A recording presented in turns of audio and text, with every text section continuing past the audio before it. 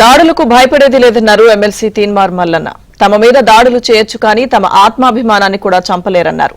రేపటి నుంచి తెలంగాణలో కవితను తిరగనివ్వబోమని హెచ్చరించారు. ఇది తన మీద దాడి కాదని యావత్ బీసీల మీద జరిగిన దాడి అంటున్న ఎమ్మెల్సీ తీన్మార్ మల్లన్నతో మా ప్రతినిధి Rajesh face to face. Telangana Jagruthi దాడికి సంబంధించి మనతో మాట్లాడడానికి తీన్మార్ మల్లన్న ఉన్నారు. చెప్పండి, అసలు ఈ దాడి ఎట్లా జరిగింది, మీకు ఇన్ఫర్మేషన్ ఉందా? మొన్న క్లియర్ గా జగదీశ్వర్ రెడ్డి గారు చెప్పిండు కదా, ఒక దాని మీద దాడి అయిపోయింది, ఇంకా 2-3 ఉన్నాయని చెప్పిండు కదా. ఒకటి ఏబిఎన్ ఉండొచ్చు, నెక్స్ట్ ఇది ఉండొచ్చు అనుకున్నట్టుగానే జరిగింది. వాళ్ళ ఇంటెన్షన్ ఒకటే, తెలంగాణ రాష్ట్రంలో బీసీలు రాజకీయం చేయబోతా ఉన్నారు. రాజకీయం చేస్తే బీసీలు రాజకీయం మాకు చైతన్యం కావాల్సి, మా ప్రజలకు మా వాటా కావాలన్నప్పుడల్లా మా బెల్లి లలితను చంపిర్రు, మా మారోజు వీరన్నను చంపిర్రు, మా మన ఎర్ర సత్యమన్నను చంపిర్రు. ఇట్లా అందరినీ వీళ్ళ చరిత్ర, వీళ్ళ పరంపర అంతా ఇదే. కానీ ఇక్కడ ఎవరు భయపడడానికి లేదు. ఖచ్చితంగా తెలంగాణ రాష్ట్రంలో బీసీలు రాజకీయంగా ముందుకొస్తారు. కల్వకుంట్ల కవిత ఎన్ని కుట్రలు చేసినా, ఇంకా ఎవరెన్ని కుట్రలు చేసినా కూడా మేము రాజకీయంగా ముందుకొస్తాం. రాజకీయంగానే వీటన్నిటిని ఎదుర్కొంటాం. తీన్మార్ మల్లన్న రాజకీయంగా సైద్ధాంతికంగా విమర్శించాలి కానీ వ్యక్తిగతంగా దూషించారు కాబట్టి మేము ఆగ్రహం.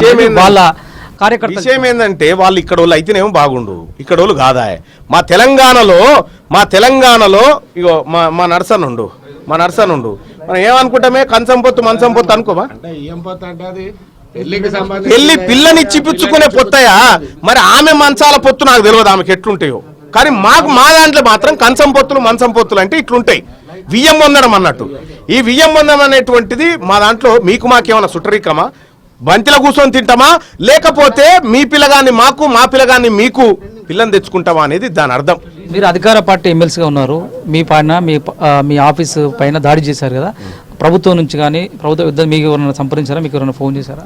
ఎస్, ఇప్పటికే పలువురు మంత్రులు మాట్లాడడం జరిగింది, పలువురు ఎమ్మెల్యేలు కూడా మాట్లాడడం జరిగింది, అధికారులు కూడా మాట్లాడడం జరిగింది. వివరాలన్నీ కూడా వాళ్ళు సేకరిస్తూ ఉన్నారు. సో ప్రభుత్వం కూడా ఖచ్చితంగా ఈ అంశాన్ని సీరియస్ గానే పరిశీలిస్తుంది. మీ పైన దాడి చేసే సమయంలో మీరు ఆఫీస్లోనే ఉన్నారా? వాళ్ళు ఎంతమంది? నేను ఆఫీస్లోనే ఉన్నా. 30-40 మంది వచ్చారు. ఇక్కడ డోర్ తీసుకొని ఒక ఇద్దరు లోపలికి వచ్చారు. ఆ ఇద్దరికి వచ్చిన దాంట్లో ఒక అతను మా బాలకృష్ణది వెపన్ లాక్కొని నా మీద కాల్పులు జరపడానికి ప్రయత్నం చేస్తే ఆయన గాల్లో కాల్పులు జరపడం జరిగింది. సార్, సోషల్ మీడియాలో మీ ఆఫీస్ కార్యాలయం అంతా బ్లడ్తో నిండిపోయినట్లు కనిపిస్తుంది. సార్, బ్లడ్ ఎందుకు వచ్చిందంటే వాళ్ళు దాడులు చేస్తాడు, మా వాళ్ళని కొడతా ఉంటే ఎక్కడికక్కడ గాయాలు వచ్చిన విజిటర్స్, పేద ప్రజలు వస్తే వాళ్ళ మీద దాడి చేసిపోయారు. ఇగో చూడు,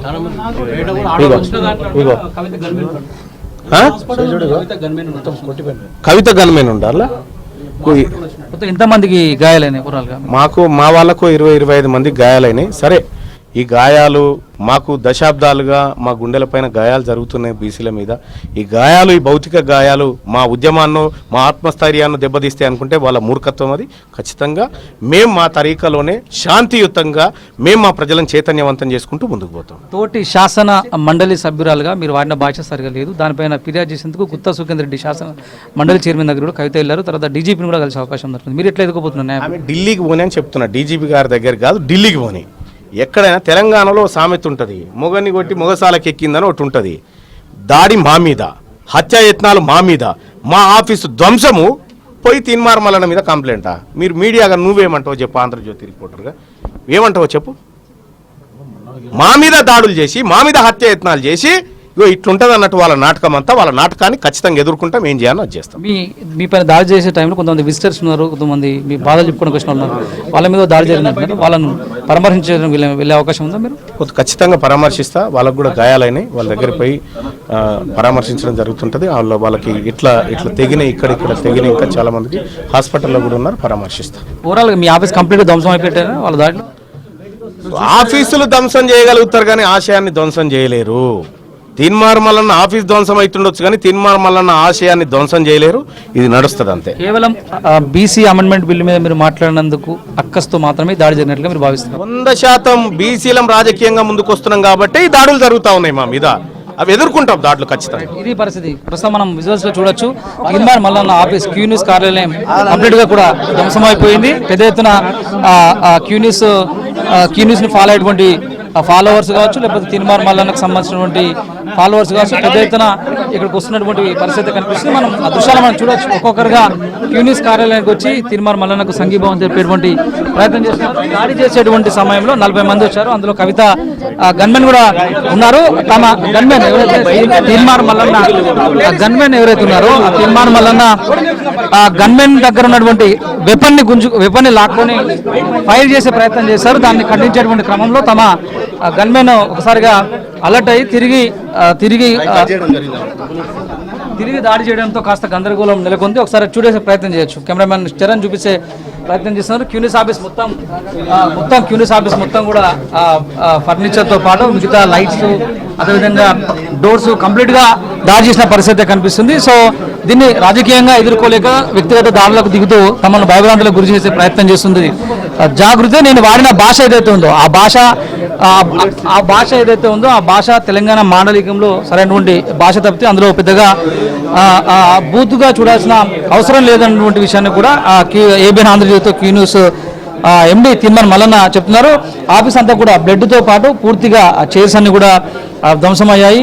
పూర్తిగా అంటే ఆఫీస్ హార్డ్ డిస్క్ తో పాటు ఇతర సిస్టమ్స్ అన్ని కూడా ధ్వంసమైనటువంటి దృశ్యాలు మనం ఏబిఎన్ ఆంధ్రజ్యోతి స్క్రీన్ పైన చూడొచ్చు. ఆమె డీజీపీయే కాదు, శాసన మండలి చైర్మన్ గుత్తా సుఖేందర్ రెడ్డినే కాదు, ఢిల్లీకి వెళ్ళి కూడా తన పైన కంప్లైంట్ చేసుకోవచ్చు. ఇప్పటివరకు క్యూ న్యూస్ కార్యాలయం పైన తీన్మార్ మల్లన్న పైన జరిగినటువంటి దాడి పట్ల రాష్ట్ర ప్రభుత్వం నుంచి చాలా మంది మంత్రులు కూడా తీన్మార్ మల్లన్నకి ఫోన్ చేశారు. ఆఫీస్ పైన దాడిని వివరాలు అడిగి కూడా తెలుసుకున్నారు.